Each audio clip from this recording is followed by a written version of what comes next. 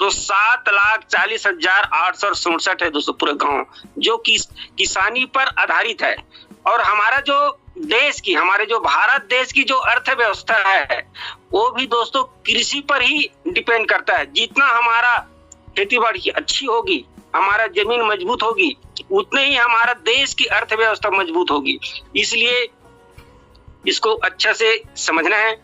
और दोस्तों जितना भी लोग है यहाँ पर, चाहे कितना भी अमीर क्यों ना हो दोस्तों, अन्न फल ही उपभोग करता है, तो सबको जरूरत पड़ता है। और यदि हमारा अन्न यदि स्वादिष्ट, पौष्टिक, न्यूट्रिशन से भरा हुआ रहेगा दोस्तों, तो हमारा शरीर भी स्वस्थ रहेगा। इसलिए सबको, जो खेती करता है उसको भी और जो खेती नहीं करता है उसको भी पूरा इस मिशन पर सहयोग देकर इस मिशन को आगे बढ़ाना है। तो आइए खेती-बाड़ी की इस चर्चा में आगे बढ़ते हैं। और दोस्तों कोई भी चीज पहले से मालूम होगा तो भी वो आगे बढ़ेगा, ऐसी कोई बात नहीं है दोस्तों। कोई भी जितना भी इस इंडस्ट्री पर आगे बढ़ा है, पहले जीरो था, इसके पहले कुछ नहीं आता था, इसके पहले मुझे भी कुछ नहीं आता था, मोबाइल चलाना भी नहीं आता, कैसे जूम अटेंड करना है वो भी नहीं आता था। तो क्योंकि कोई भी चीज होता है बार बार उसको सुनकर समझकर जब उसको एक एक्शन में लेते हैं उसको खुद, तब जाकर वो दोस्तों वो सरल हो जाता है ना। तो आप खेती करते हो तो भी, आप खेती नहीं करते हो तो भी, यहाँ पर डे अलग अलग लीडर के माध्यम से जबरदस्त ट्रेनिंग जानकारी दी जाती है। उसको यदि आप नोटबुक बना लेते हो और उसको यदि स्टडी करते हो तो 100% दोस्तों आप किसानों के पास जाकर अच्छा से परफॉर्मेंस कर सकते हैं, बहुत अच्छा से परफॉर्मेंस कर सकते हैं। क्योंकि कुछ टेक्निकल जानकारी होती है, तो उस टेक्निकल जानकारी को आपको मालूम होना बहुत जरूरी है। तो आइए, इस खेतीबाड़ी में दोस्तों जीवाणु का बहुत ही महत्वपूर्ण रोल होते हैं।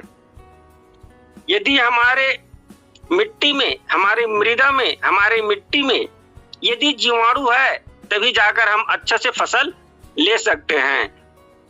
और यदि जीवाणु नहीं है, बैक्टीरिया नहीं है, तो दोस्तों उसको ऊसर मिट्टी कहते हैं, ऊसर जमीन बोलते हैं, बंजर जमीन बोलते हैं उसको।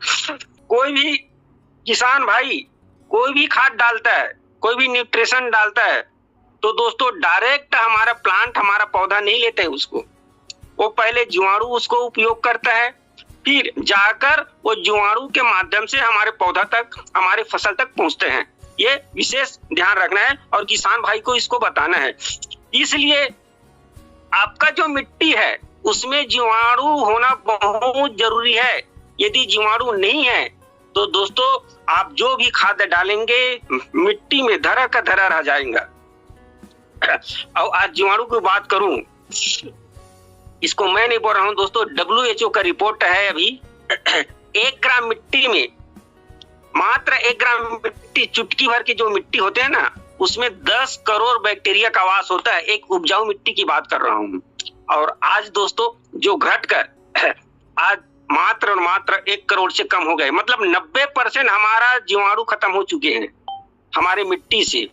अब बताओ, आपका जो खाद डाल रहे हो और आपके फसल तक जो पहुंचाने वाले जो चीज है बीज का, है ना, वही खत्म हो गए तो आप कुछ भी डालो दोस्तों, आपको फसल को मिलने वाला नहीं है, या बहुत कम मात्रा में मिलेगी।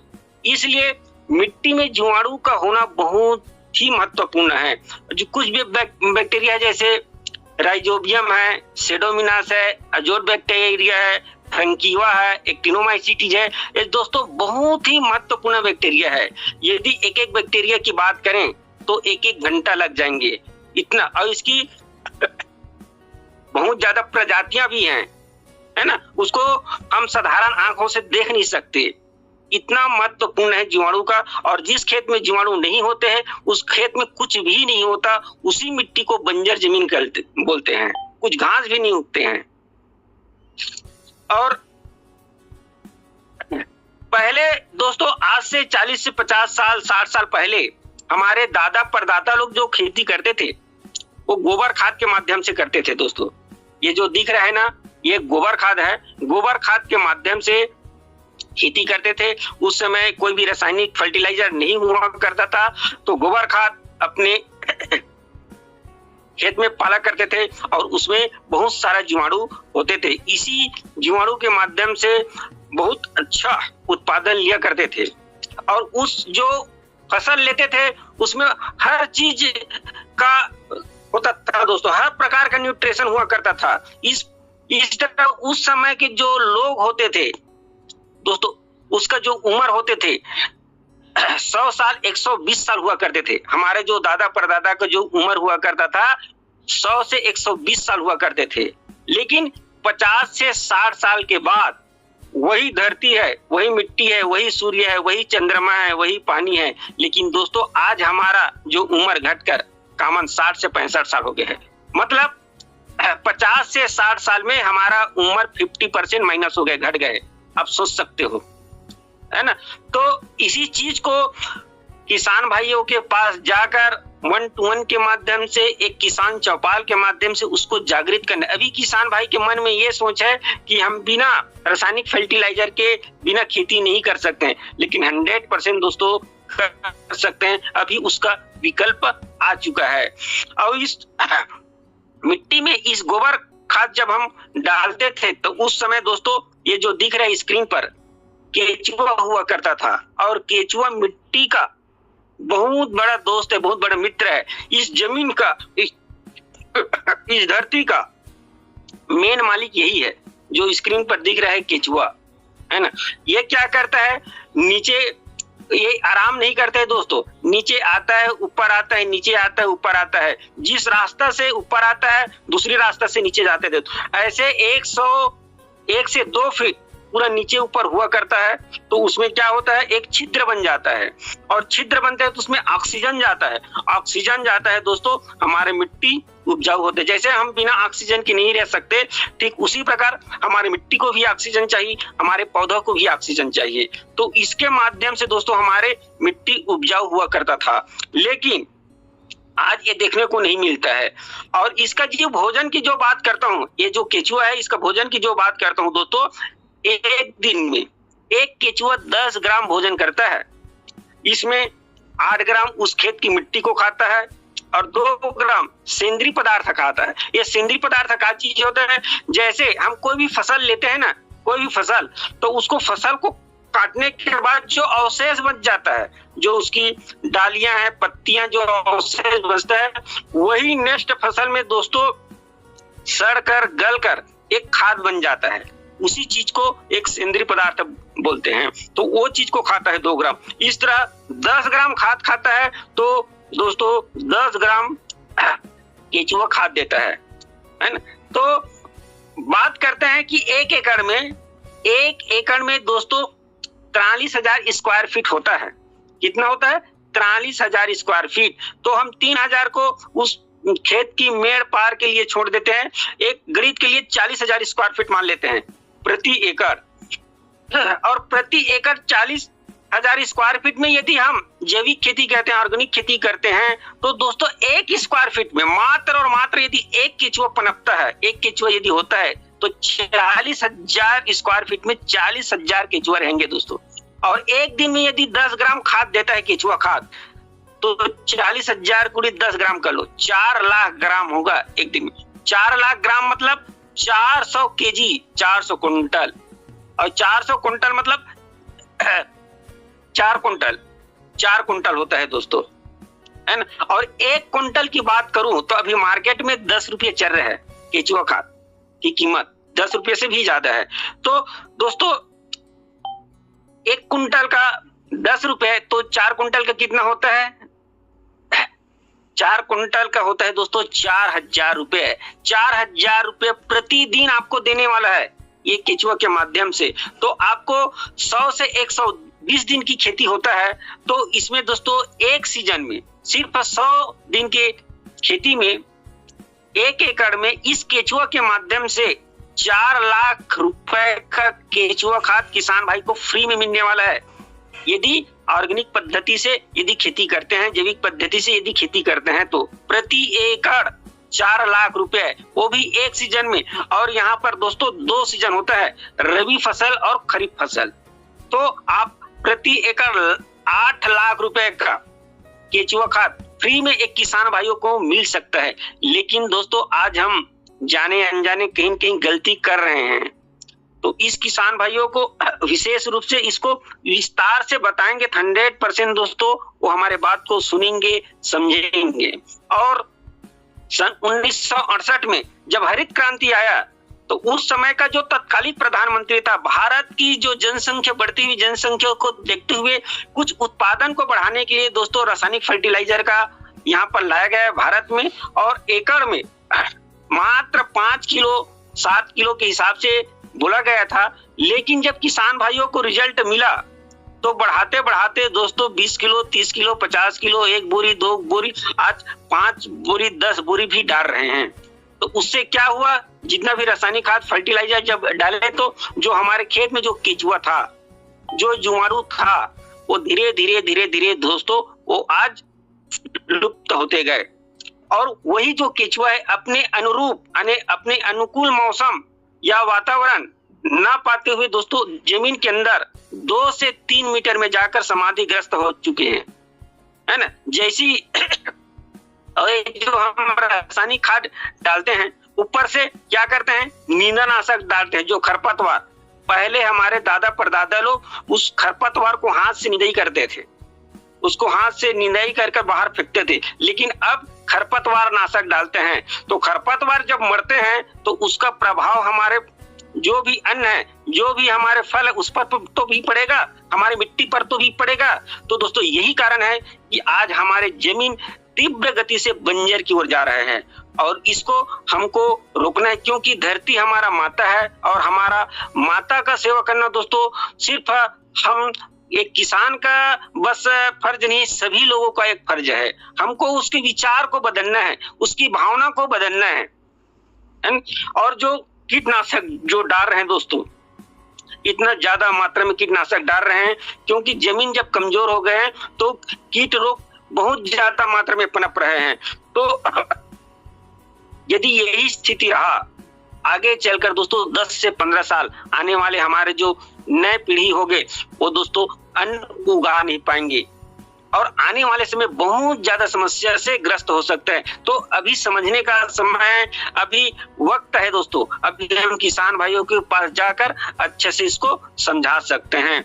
और कोई भी चीज जब प्रॉब्लम में आता है, कोई भी चीज जब हम बीमार पड़ते हैं तो दोस्तों डायरेक्ट वो आदमी आईसीयू में नहीं जाते हैं, वो डायरेक्ट वो आईसीयू में नहीं जाते। बहुत बड़ा कैंसर उसको शुरुआत में नहीं होता, उसका पहले प्रारंभिक लक्षण होते हैं, सर्दी जुकाम खांसी, ये प्रारंभिक लक्षण होते हैं। ठीक उसी प्रकार हमारे जो धरती माता है, जो बंजर की ओर अग्रसर है, उसका कुछ लक्षण है। उसका लक्षण क्या है, यहाँ पर देखते हैं दोस्तों।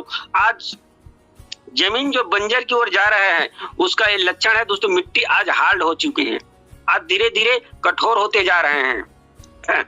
दूसरा, मिट्टी की जो उपजाऊपन है, जो हम रासायनिक फर्टिलाइजर डाल रहे हैं दोस्तों, उसकी वजह से आज उपजाऊपन धीरे धीरे धीरे धीरे कम होते जा रहे हैं। और किसान भाइयों की जो खेत में जो जल धारण क्षमता है बहुत कम हो गए दोस्तों। एक फसल को पहले पकने के लिए 1 से 2 पानी पहले जरूरत पड़ता था, लेकिन आज हर 15 दिन में पानी देना पड़ता है, क्योंकि मिट्टी हार्ड हो चुके हैं, अंदर पानी जाते नहीं है और ऊपर वाष्पीकृत हो जाते हैं या एक खेत से दूसरे खेत में बह जाते हैं, क्योंकि हमारी मिट्टी हार्ड हो चुकी है। तो बार बार किसान भाई को पानी का जरूरत पड़ रहा है। और चौथा, फसल में दोस्तों बीमारी बहुत ज्यादा बढ़ रही है, क्योंकि मिट्टी माँ ही यदि बीमार है तो उसकी जो संतान है, उसका जिसमें जो हम फसल ले रहे हैं वो भी बीमार होगा। तो इम्यूनिटी पावर कमजोर होने की वजह से हमारे फसल में तरह तरह का बीमारी आ रहा है दोस्तों। और उस फसल में जब हम दवा डाल रहे हैं तो इनडायरेक्ट रूप से उसी चीज को तो हम ले रहे हैं ना। जैसे जो भी हम फसल में डाल रहे हैं तो उसका जो जहर है, उसका जो पायजन है, उस फसल में भी आएगा, उस अनाज में भी आएगा, उस फल में भी आएगा। और उसको कौन खाता है? इंसान ही खाता है। तो इनडायरेक्ट रूप से हमारे शरीर में आ रहे हैं। और दोस्तों आज जो रासायनिक फर्टिलाइजर जो किसान भाई डाल रहे हैं, तो वो जो दानादार जो झाइम डालते हैं, डीएपी डालते हैं, तो उसमें बहुत ज्यादा मिलावटी हो रहा है दोस्तों। उसके नए नए खरपतवार आ रहे हैं। आज जो किसानी करते हैं उसको अच्छी तरीके से मालूम है, जो जिसके खेत में कभी उस तरह का खरपतवार नहीं हुआ करता था, आज वो खेत में देखने को मिलता है। वो कहाँ से आता है? ये DAP के माध्यम से आता है। और इसके बाद इसका जो परिणाम जो आ रहा है वो क्या हो रहा है? आज जो जमीन है वो बंजर की ओर अग्रसर हो रहा है दोस्तों। और किसान भाई का लागत बढ़ जाने की वजह से आज उपकर्ज में डूब रहा है दोस्तों। कई किसान भाई इतना ज्यादा लागत आते हैं, उसके अपेक्षा में उत्पादन नहीं आने की वजह से आज कई किसान भाई कई जगह में आज फांसी के फंदा पर लटक रहे हैं। आप सोच सकते हो तो आने वाली पीढ़ी का क्या होगा, आने वाले हमारे देश में स्थिति क्या होगा, इसको समझना है। और दूसरा बात, जिस अन्न को जो किसान भाई जहर डालकर उगा रहे उसी चीज को तो हम ले रहे हैं ना, हम खा रहे हैं, हम उपयोग कर रहे हैं, तो हमारे शरीर में भी दोस्तों तरह तरह का बीमारी आ रहे हैं। और आज हॉस्पिटल में जाकर देखो, चाहे छोटे क्लिनिक हो या बड़ा हॉस्पिटल हो, आज दोस्तों बेड नहीं मिल रहा है। इतना ज्यादा मेला लगा हुआ, इतना ज्यादा भीड़ लगा हुआ है, ये सिर्फ हमारे खाने पीने के कारण हो रहे हैं। दूसरा बात, आज सिर्फ इंसान के शरीर में ही बीमारी ऐसा नहीं है, क्योंकि आज हमारे वनस्पति में भी तरह तरह का बीमारी है। यदि उस बीमारी के लक्षण को यदि आप समझ गए और किसान भाई के पास यदि जाकर यदि उसको समझा पाते हैं तो दोस्तों बहुत बड़ा आपको साइंटिस्ट मानेगा, और जो भी आप कहेंगे उस बात को वो मानने के लिए तैयार होगा। कुछ लक्षण मैं दिखा रहा हूं आपको। हमारे फसल में भी तरह तरह का बीमारी आ रहा है। ये देख रहे हैं दोस्तों, ये हमारे टमाटर का फसल है, इसमें थ्रिप्स बीमारी लगा हुआ है। इस पत्ता में देखना, ऊपर की ओर जो पत्ता सिकुड़ा हुआ है, देख रहे हो, ये थ्रिप्स का लक्षण। इसमें छोटे छोटे कीड़े होते हैं, थ्रिप्स होते हैं, उसके रस को चूस लेते हैं। जब रस को चूसते हैं तो पत्ता ऊपर की ओर सिकुड़ जाता है।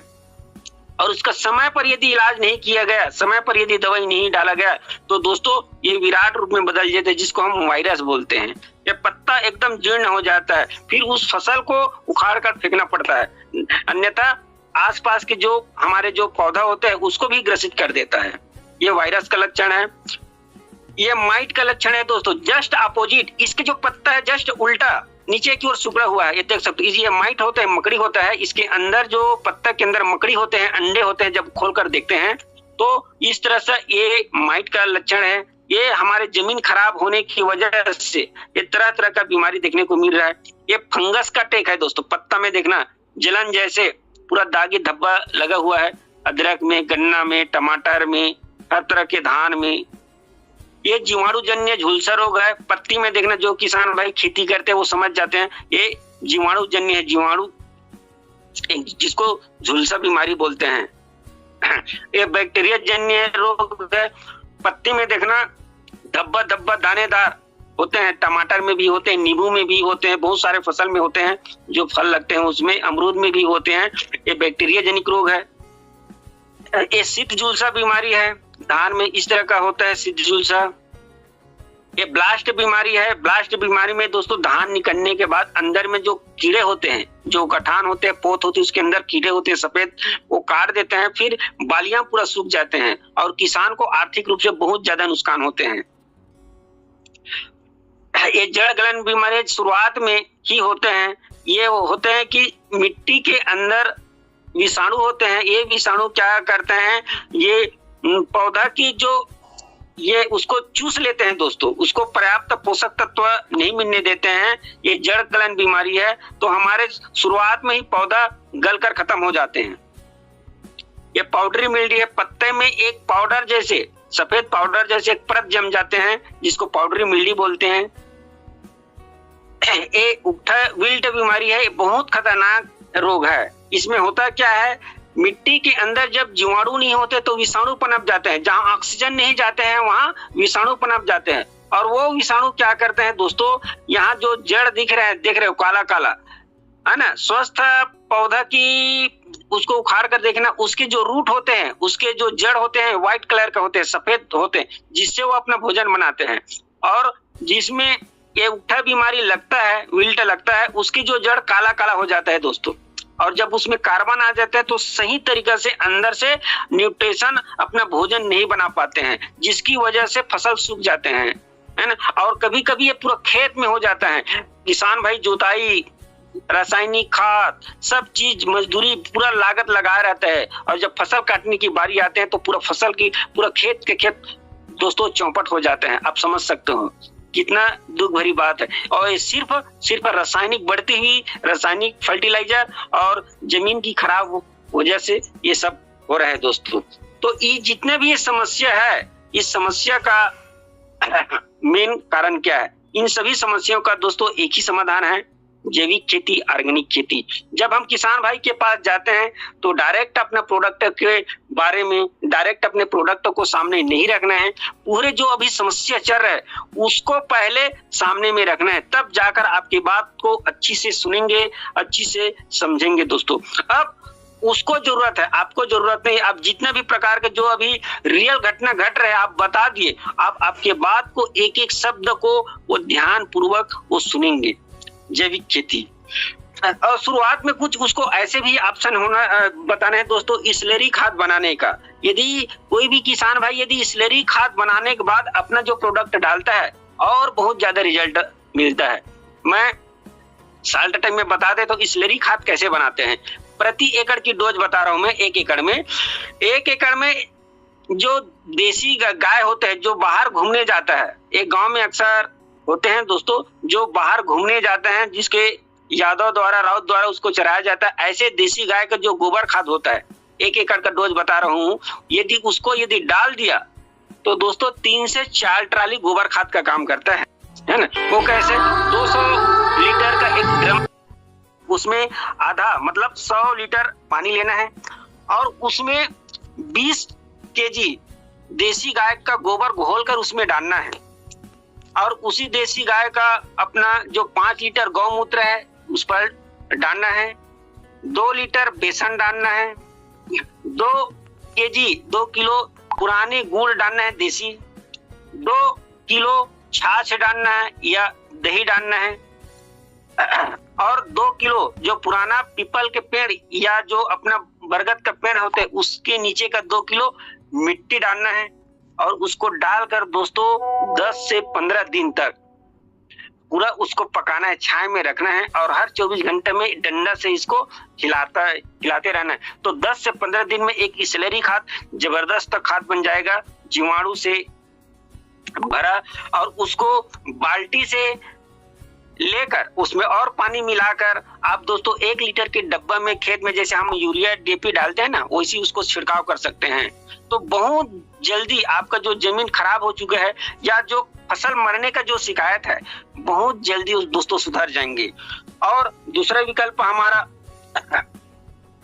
ई-बायोटोरियम नेटवर्क प्राइवेट लिमिटेड का है, इसको हम डाल सकते हैं। तो जब उस खाद को बताओगे तो दोस्तों आपकी हर बात को वो सुनेंगे, क्योंकि आप प्रोडक्ट बेचने के लिए नहीं गए हैं, आप उसकी समस्या का समाधान करने के लिए गए हैं, उसको ये लगेंगे। तो आपको एक एक वर्ड और दोस्तों 1 किसान 10 किसान को बुलाकर आपकी बात को समझेंगे और एक दूसरे को बताएंगे। तो हमारा ई-बायोटोरियम कंपनी का जो प्रोडक्ट है दोस्तों, जो हमारे जमीन खराब हो रहा है उसको बचाने के लिए ये प्रोडक्ट है दोस्तों। ये कौन सी प्रोडक्ट है इसको जानते हैं। ये